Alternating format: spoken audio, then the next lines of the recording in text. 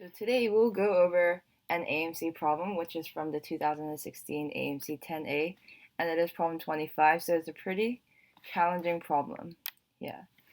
And also, I strongly recommend you to look at the GCD and LCM video from my number theory playlist before you look at this video, as it will require some knowledge on how to find the GCD and LCM quickly. So, the problem says how many ordered triples xyz of positive integers satisfy LCM xy equals 72, LCM of xc equals 600, and LCM of yz equals 900. Well, so firstly, what I said in the GCD and LCM video was that when you're presented with an LCM or GCD question, then it's best to first prime factorize the numbers for the LCMs or GCDs or the numbers themselves. So let's first prime factorize each of these numbers. So we write them in prime factorized form. So we can say LCM of xy is equal to 72, which is equal to 2 cubed times 3 squared in prime factorized form. And LCM of yz is equal to 900, which is equal to 2 squared times 3 squared times 5 squared in prime factorized form. And LCM of xc is equal to 600, which is equal to 2 cubed times 3 times 5 squared in prime factorized form. So we prime factorize all these numbers, and we can see that all the LCMs, we can observe that all the LCMs of any pair of the three numbers x, y, z only consist of the prime factors 2, 3, and 5. So we can conclude that each of x, y, and z only have the prime factors 2, 3, and 5. So we can let x equal 2 to the a times 3 to the b times 5 to the c, y equal 2 to the d times 3 to the f, 3 to the e, times 5 to the f, and z equal 2 to the g times 3 to the h times 5 to the I. Okay, yeah, so we know that x, y, and z can only have the prime factors 2, 3, and 5, so we just put them in general form like this. And a, b, c, g, d, e, f, g, h, I are all integers, or are all non-negative integers, so they can be positive integers plus 0.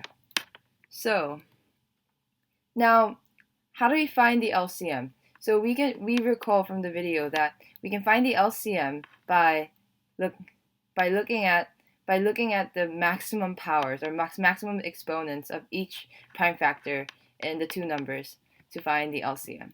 So for example, if the LCM of x and y contains 2 to the 3, that means 3 is the maximum power among the powers of 2 in x and y. So also the maximum of a and d. So the maximum power of 2 in x and y. So the maximum of a and d is equal to 3. So we can write that down. The maximum of a and d is equal to 3. And then similarly, if we look at the powers of 3 this time for x and y, we can conclude the LCM of x and y have 3 to the power of 2, so the maximum power of 3 in x and y. So the maximum of b and e is equal to 2. So maximum of b and e is equal to 2. And then again, if we do it for 5 this time for x and y, but this time there's no 5 here, but we can write that this is 5 to the 0. So this means that the maximum of c and f, the maximum power of 5, so the maximum of c and f is equal to 0. The maximum of c and f is equal to 0. And this will take a long time. Like it's the same process, like looking at the maximum exponents of each pair to look at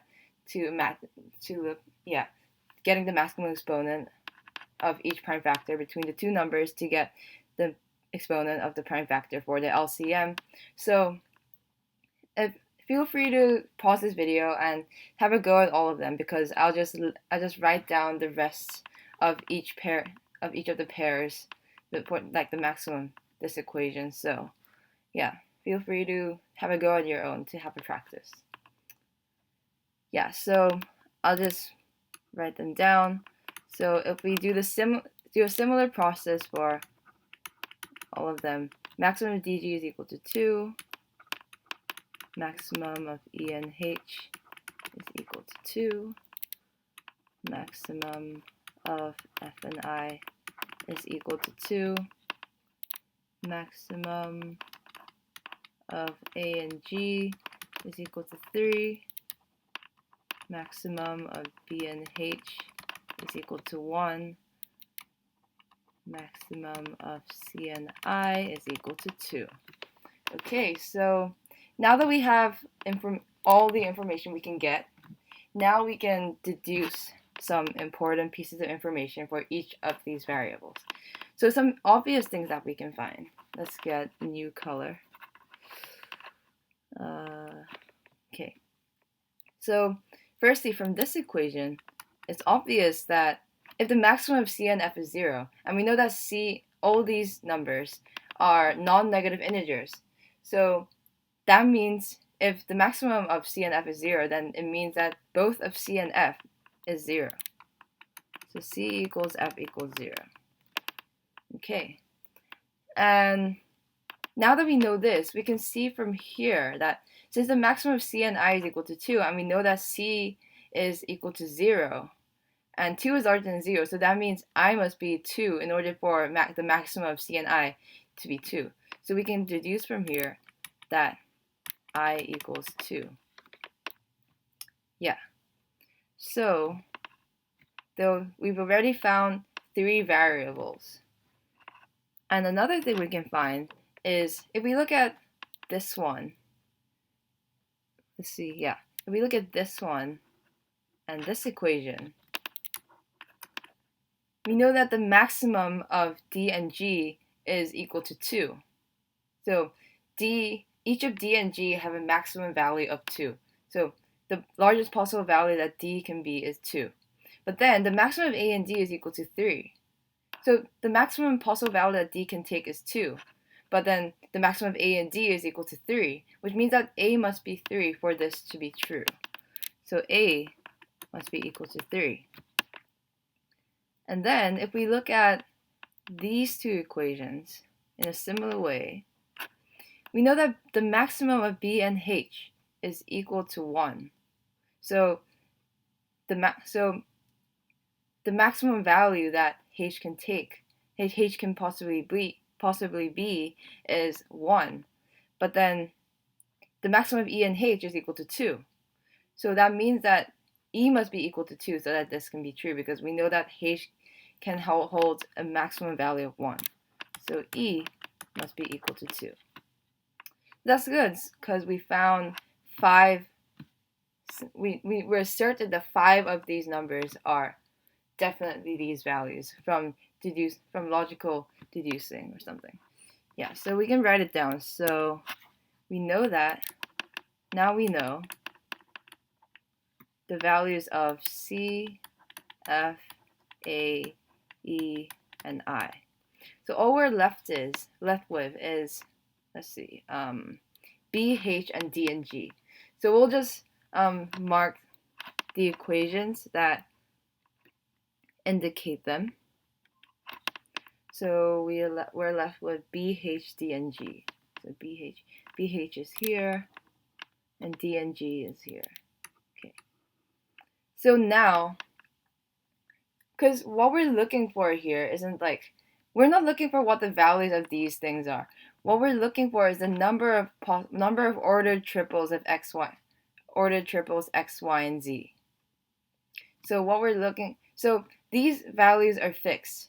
So now we can just look at these values are definitely these values. So these are fixed. So we can ignore them. But we don't know the values of B, H, D, and G. So all we have to do is find the possible values of B, H, D, and G, and that's it. And that will be our answer because the other things are fixed and we can ignore them. Yeah. Actually, I'll put that 2 in another color so that we can look at which equations are which. Okay, so for the first one, we can deduce that. So if maximum B and H is equal to 1, then the possible values that B and H can take would be 1, 0, 0, 1, and 1, 1. Yeah. Because their minimum possible value that they can be is 0. And if they're both 0, then, well, the maximum won't be 1. Oops. Yeah. And from the second one, we get that, the second equation, we get that since the maximum of D and G is equal to 2, D and G can be equal to 2 and 0, it can be 0 and 2, it can be 2 and 1, it can be 1 and 2. So it's like the ordered pairs we're looking at, yeah. Or it can be, wait a sec. Or it can be 2 and 2. Yeah. 2 and 2, yes. So there's 3 possible values for this.